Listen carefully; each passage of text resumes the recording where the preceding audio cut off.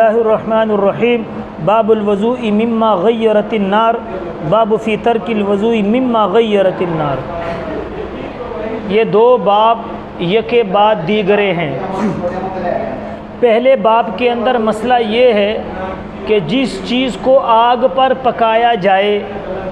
اس چیز کے کھانے سے پینے سے وضو ٹوٹ جاتا ہے، اور دوسرے باب کے اندر حدیث یہ ہے کہ جس چیز کو آگ پر پکایا جائے اس کو کھایا پیا جائے تو وضو نہیں ٹوٹتا۔ شروع میں پہلے اس باب میں اختلاف تھا، لیکن بعد میں اختلاف ختم ہو گیا، بس اب یہ قانون اور ضابطہ ہے کہ جس چیز کو آگ پر پکایا جائے اس کے کھانے پینے سے وضو نہیں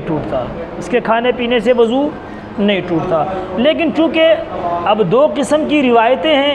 پہلی قسم کی روایت بھی ہیں، تو اب ان کی تعویل تو ضروری ہے کہ امت مسلمہ کو، طالب علموں کو یہ تو پتہ چل جائے نا کہ جس حدیث کو، ان حدیثوں کو کیوں چھوڑا، کس بنیاد پہ چھوڑا ہے۔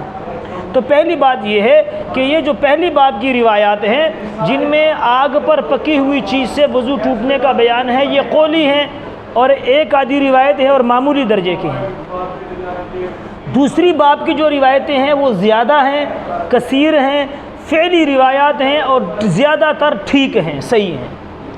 مسئلہ سمجھ گیا اس وجہ سے۔ اور یہ جو پہلی قسم کی روایات ہیں ان کی کئی توجیحات کی ہیں، فقہا نے ان کی کئی توجیحات کی ہیں۔ پہلی توجیہ تو یہ کی ہے کہ پہلی قسم کی جو روایات ہیں، یعنی کہ آگ پر پکی ہوئی چیز سے وضو ٹوٹ جاتا ہے، یہ منسوخ ہیں دوسری باب کی روایتوں سے، کیونکہ انہوں نے یہاں پر حضرت جابر رضی اللہ تعالیٰ عنہ کی حدیث پیش کی ہے کہ آخر الامرین من رسول اللہ صلی اللہ علیہ وسلم کہ لا وضوء مما غیرت النار او کما قال، کہ حضور علیہ الصلوۃ والسلام کے دو دور ہیں، دو زمانوں میں سے جو آخری زمانہ یہ ہے کہ آگ پر پکی ہوئی چیز سے وضو نہیں ٹوٹتا، لیکن یہ جو استدلال ہے یہ تسلی بخش نہیں ہے، کیونکہ اس میں یہ احتمال بھی ہے کہ یہ شاید ایک ہی واقعہ کی دو باتیں ہوں، ایک ہی واقعہ ہو، اور اسی ایک واقعے کو حضرت جابر بن عبداللہ کہہ رہے ہیں کہ بھئی دو معاملے ہوئے، اور وہ ہوئے ایسے کہ ایک مرتبہ حضور پاک علیہ الصلوۃ والسلام، حضرت ابو بکر صدیق، حضرت عمر رضی اللہ تعالیٰ عنہما، یہ تینوں حضرات ابو حیثم بن تیہان انصاری رضی اللہ تعالیٰ عنہ کے باغ میں تشریف لے گئے۔ تو انہوں نے کیا کیا کہ جلدی سے ایک خوشہ کھجوروں کا لے کر آئے، اس میں مختلف قسم کی کھجوریں تھیں، وہ حضرات کے سامنے رکھیں، اور بھاگ کر جا کے گئے تو بکری کو ذبح کیا، بکری کے بچے کو ذبح کیا۔ تو عرب میں دو قسم کے کھانے ہوتے تھے، ایک کھانا ہوتا تھا جس کا سالن بنایا جاتا تھا، شوربہ، اس پہ ٹائم لگتا تھا۔ ایک صحابہ کے درمیان یہ تھا کہ صحابہ کچا پکا گوشت پکا کے نہیں کھاتے تھے، کچا پکا کھا لیتے تھے، تھوڑا سا گوشت جو ہے وہ بس بھون کے نا کچا پکا لے آتے۔ تو انہوں نے ایسا ہی کیا کہ آدھا گوشت پکا لیا، آدھا بھون کے بس جلدی سے لے آئے۔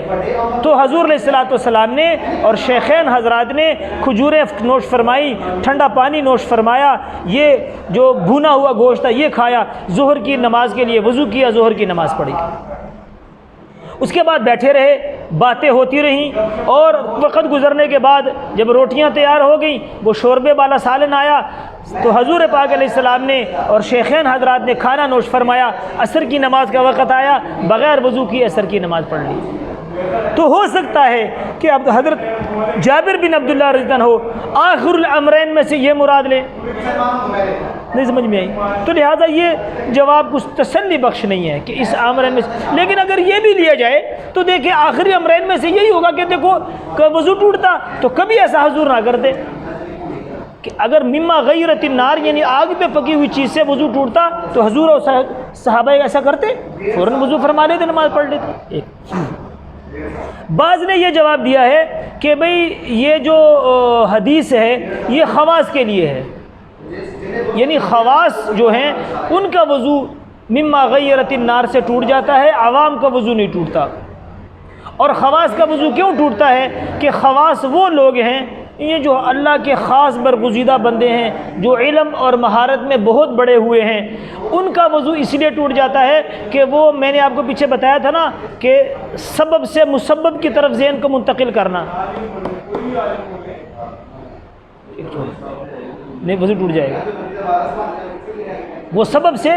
مسبب کی طرف منتقل کرتے، ان کا ذہن منتقل ہوتا ہے. اب دیکھو آگ پر پکی ہوئی چیز، آگ کیا ہے؟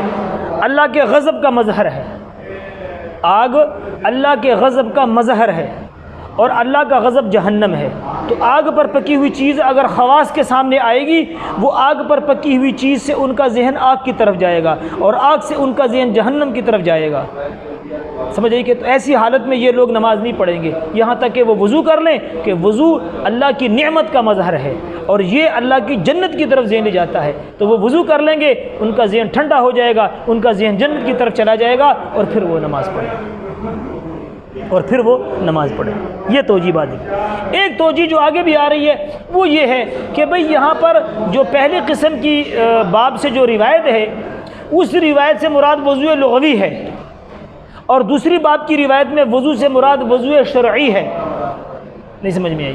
کہ آپ علیہ الصلوۃ والسلام جو پہلی باب نے کہ مما غیر تنار سے آپ نے وضو فرمایا، وضو لغوی نے ہاتھ دھو لیے، کیونکہ وہ گوشت اس کا جو چکناہٹ ہے، چربی ہے، وہ ہاتھوں پہ لگتی، منہ میں لگ جائے تو اس سے چپچپاہٹ ہوتی، آپ نے اپنے ہاتھوں کو دھویا اور منہ کلی کر لی، وضو لغوی مراد ہے. اور دوسری حدیث سے مراد کیا ہے؟ وضو شرعی مراد ہے، یعنی جیسے ہم شریعت کے مطابق وضو کرتے ہیں وہ مراد ہے. یہ تعویلات انہوں نے کی ہے. دوسری بات یہ بھی ہے کہ دونوں روایتوں قسم کے بعد کی جو روایتیں ہیں، ان کو روایت کرنے والے ابو ہریرہ رضی اللہ تعالیٰ عنہ، اور یہ بات آپ کو نور انوار کے اندر پڑھا چکے ہیں کہ سارے صحابہ میں 8 صحابہ فقیہ اور مجتہد ہیں،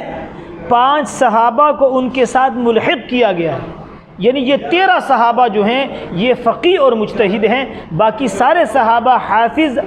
اور متقی ضرور ہیں لیکن فقیہ اور مجتہد نہیں ہیں. الصحابۃ کلہم عدول، صحابہ سارے کے سارے عادل ہیں، حافظ ہیں، متقی ہیں، اللہ جل شانہ کے یہاں ان کا بہت بڑا مقام ہے. لیکن فقاہت اور اجتہاد کا جو ملکہ ہے، جو درجہ ہے، وہ ان 13 صحابہ کو، یعنی خلفائے راشدین حضرت ابوبکر صدیق، حضرت عمر، حضرت عثمان، حضرت علی رضی اللہ تعالیٰ اجمعین، ان 4 کو 4 عبادلہ اربعہ، عبداللہ بن مسعود، عبداللہ بن عمر، عبداللہ بن عباس، عبداللہ بن زبیر، یہ اور 5 ان کے ساتھ ملحق ہیں، ابی بن کعب، معاذ بن جبل، ابو موسیٰ اشعری اور زید بن ثابت اور حضرت عائشہ رضی اللہ تعالیٰ. یہ 5 ملحق ہیں. تو ان کو روایت کرنے والے ابو ہریرہ رضی اللہ تعالیٰ عنہ، ابو ہریرہ رضی اللہ تعالیٰ حافظ ضرور ہیں، اسی لیے یہ 2 روایتیں جب بیان کی تو دونوں صحابہ نے اعتراض کیا. عبداللہ ابن عباس عنہ نے پوچھا کہ چاچا آپ کہتے ہیں کہ جو چیز آگ پر پکائی جائے اسے وضو ٹوٹ جاتا ہے، فرمایا پھر ہم گرم پانی سے جو وضو کرتے ہیں، اور اس زمانے میں تیل کو پکا کر گرم کر کے سر میں لگایا جاتا تھا، فرمایا اگر تیل کو گرم کر کے سر میں لگائے تو اسے بھی وضو ٹوٹ جائے گا، اور گرم پانی سے وضو کریں تو اسے بھی ٹوٹ جائے گا. لیکن چونکہ عبداللہ ابن عباس ذرا چھوٹے تھے عمر میں، ابو ہریرہ عمر میں بڑے تھے، تو ان کو ڈانٹ دیا کہ جب میں حدیث بیان کرتا ہوں تو تم عقل کے گھوڑے نہ دوڑایا کرو، ان کو ڈانٹ دیا. لیکن یہی سوال کرنے والے جب عبداللہ ابن عمر کے سامنے انہوں نے بات کی تو عبداللہ ابن عمر نے کہا بھئی ہم جو خارج میں گرم پانی سے وضو کرتے ہیں اور گرم تیل سر میں لگاتے ہیں اس سے وضو نہیں ٹوٹتا، اور اگر کوئی چیز کھا لے جو آگ پر پکی ہے اس سے وضو ٹوٹ جاتا ہے. تو عبداللہ ابن عمر کا سوال بڑا عجیب تھا. اگر آپ کہتے ہیں کہ اندر جو چیز جائے اس سے وضو ٹوٹ جاتا ہے تو باہر جو چیز استعمال ہو اس سے وضو کیوں نہیں ٹوٹتا؟ پھر اس سے وضو کیوں نہیں ٹوٹتا؟ تو ابو ہریرہ ہو یہاں پر ابو ہریرہ کا جواب دونوں صورتوں میں نے، ادھر بھی جواب نہیں تھا ادھر بھی جواب نہیں تھا. تو ادھر چونکہ وہ علم اور فضل میں بھی بڑے تھے، عمر میں بھی ان کے برابر تھے، کہا یار آپ قریشی ہو اور میں دوسی ہوں، آپ قریشی ہو اور میں دوسی ہوں. تو حضرت عبداللہ ابن عمر انہوں نے کہا چاچا آپ قرآن کی اس آیت کو سے پناہ لے رہے ہو، انہم خصیمون کہا نا، قریش کو اللہ نے خصیمون کہا کہ ان پہ جھگڑا، ایسے جھگڑالو قوم ہے کہ ان پہ کوئی جھگڑے میں غالب نہیں آ سکتا. تو حضرت عبداللہ ابن عمر نے کہا چاچا جی آپ اس آیت کی پناہ لے رہے ہو. مطلب یہ ہے کہ جواب نہیں تھا ان کے پاس کہ بھئی ہم گرم تیل سر میں لگاتے ہیں اور گرم پانی سے وضو کرتے ہیں تو پھر گرم پانی سے وضو ہو جاتا ہے. اگر وہ کہیں گے جو ہو جاتا ہے تو پھر ہم کہیں گے گرم پانی بھی کس پہ گرم کیا گیا ہے؟ آگ پہ. تو اگر اس سے وضو ہو جاتا ہے تو پھر گرم آگ پہ پکی ہوئی چیز کھانے سے وضو کیوں ٹوٹ جاتا ہے؟ کیونکہ چونکہ وہ مجتہد تھے. یعنی مطلب یہ ہے میرے عرض کرنے کا کہ ابو ہریرہ رضی اللہ تعالیٰ عنہ جو اس حدیث کو بیان کر رہے ہیں اور حدیث سے استدلال کر رہے ہیں، وہ استدلال ان کا استنباط کے اندر ان سے غلطی ہے۔ حدیث ٹھیک ہے لیکن وہ استنباط جو کر رہے ہیں ان کے اندر چونکہ اجتہاد کا ملکہ نہیں تھا، وہ مجتہد نہیں تھے، فقیہ نہیں تھے، تو لہٰذا وہ اجتہاد نہیں کر سکے۔ اجتہاد اور استنباط میں غلطی واقع ہوگی، اور چونکہ عبداللہ ابن عباس اور عبداللہ ابن عمر رضی اللہ عنہ مجتہد تھے، انہوں نے کہا بھئی آپ کا اجتہاد ہی غلط ہے۔ یہ مراد تھوڑی ہے کہ آگ پر پکی ہوئی چیز سے اگر وضو پھر تو آگ پہ پانی بھی گرم کیا جاتا ہے، پھر اس سے بھی وضو نہیں ہونا چاہیے، حالانکہ اس پہ تو آپ سارے قائل ہوں بس۔ اور بعض لوگوں نے یہ بھی کہا ہے کہ پہلے باب کی روایت سے استحباب مراد ہے،